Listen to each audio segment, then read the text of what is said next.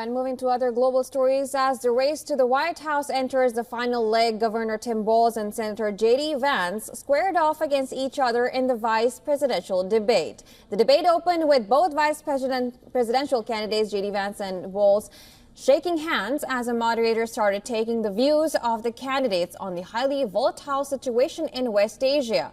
Tim Walz emphasized on steady leadership, which is fundamental, while quoting Trump's chief of staff, John Kelly, that former president is the most flawed human being he has ever met. Walz further added that Iran is closing in on attaining nuclear weapons due to Trump's leadership.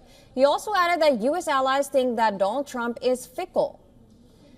In response, Vance said that Israel has to do whatever it takes to keep the country safe. He added that U.S. must support its allies when fighting the enemy. He also blamed Kamala Harris for Iran's assault on Israel.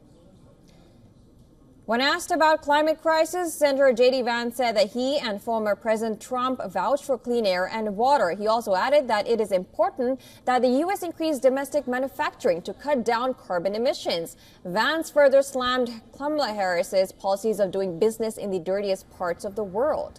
Both candidates were also questioned about their stance on migration. J.D. Vance accused Kamala Harris of allowing Mexican drug cartels to use children as drug mules. Vance further argued for reimplementing Trump's border policies that includes building a wall across the U.S.-Mexico border, while Walz alleged Vance of trying to dehumanizing and vilifying migrants. He added that Harris is the only one to prosecute transnational gangs.